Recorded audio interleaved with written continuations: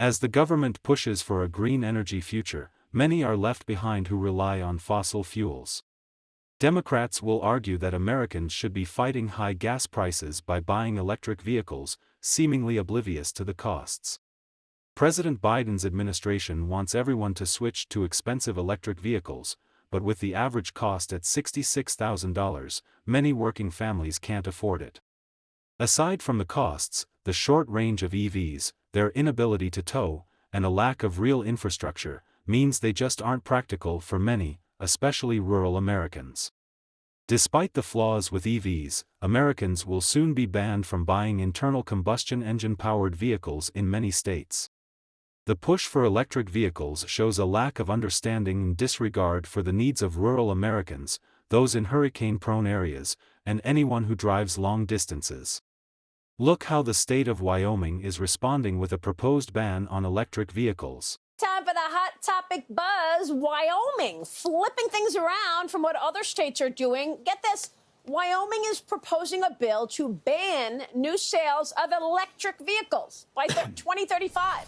The bill highlights the value of oil and gas production on Wyoming's economy and the labor market, claiming that fossil fuels will be important to transport people, goods, and services, not electric.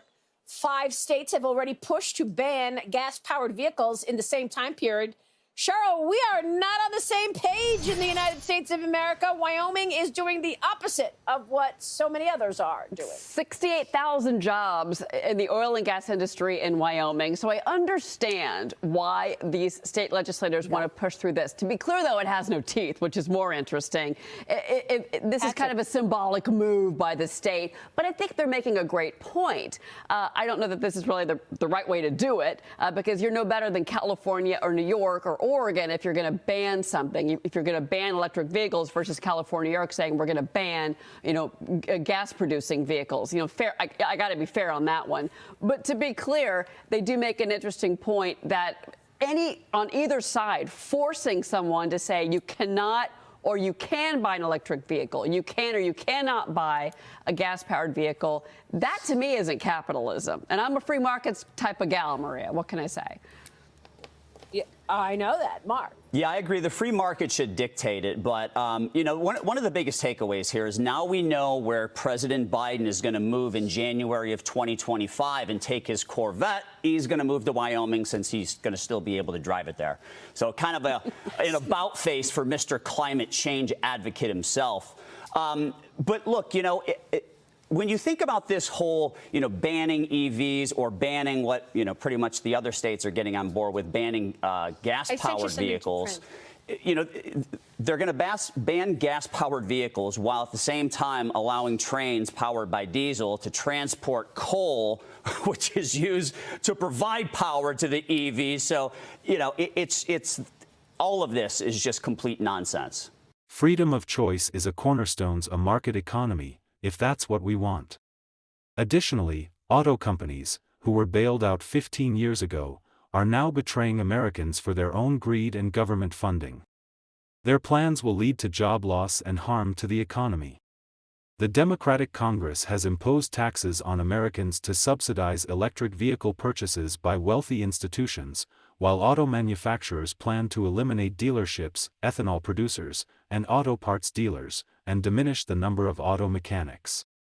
The government, in collusion with lenders and the auto industry, is taking away your personal choice between gas or electric-powered vehicles.